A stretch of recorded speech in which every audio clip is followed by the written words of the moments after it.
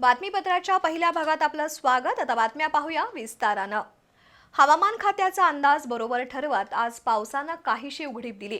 त्यामुळे गेल्या 4 दिवसात वाढत गेलेली पंचगंगेची पाणी पातळी आज सकाळपासून खाली येऊ लागली आहे। गेल्या 24 तासात कोल्हापूर जिल्ह्यात सरासरी 21.49 मिलीमीटर पावसाची नोंद झाली आहे।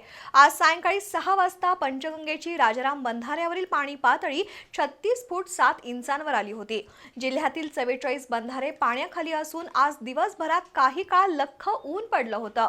गेल्या 4-5 दिवसात मुसळधार पावसाच्या अनेक बातम्या येत असल्या तरी अजूनही चांगल्या पावसाची गरज आहे, कारण राधानगरीसह अनेक धरणं अजूनही भरलेली नाहीत।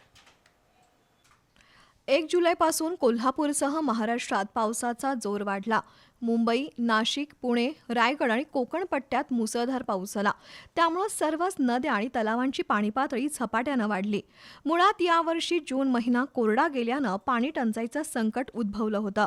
अशा परिस्थितीत जुलै महिन्यात दमदार पाऊस झाल्यानं साऱ्यांनाच दिलासा मिळाला। जुलैचा पहिला आठवडा पावसाळ्याची अनुभूती देणारा ठरला।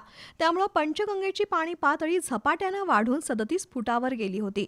पण हवामान खात्याचा अंदाज अचूक ठरवत आजपासून कोल्हापूरसह राज्यातील पावसाचं प्रमाण कमी झालंय। आज सकाळी काही काळ लख्ख ऊन पडलं होतं। दिवसभरात पावसाच्या तुरळक आणि मध्यम स्वरूपाच्या सरी कोसळल्या, पण बराच वेळ पावसानं उघडीप दिली। त्यामुळे पंचगंगेची पाणी पातळी संथ गतीनं उतरू लागली आहे। आज सकाळी 6 वाजता पंचगंगेची पाणी पातळी 37 फुटावर होती, तर सायंकाळी 6 वाजता तीच पाणी पातळी 36 फूट 7 इंचांवर आली। राधानगरी धरणात 4.89 टीएमसी पाणीसाठा झाला असून जिल्ह्यातील 44 बंधारे पाण्याखाली आहेत।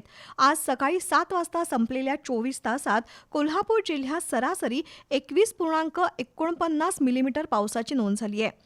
त्यामध्ये सर्वाधिक म्हणजे 33.9 मिलीमीटर पाऊस राधानगरी तालुक्यात झाला।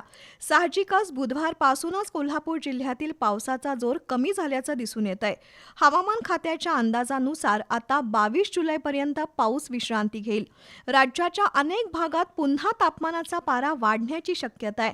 आज दिवसभरात पावसानं विश्रांती घेतल्यानं पंचगंगेची पाणी पातळी पुन्हा सामान्य होण्याची शक्यता आहे।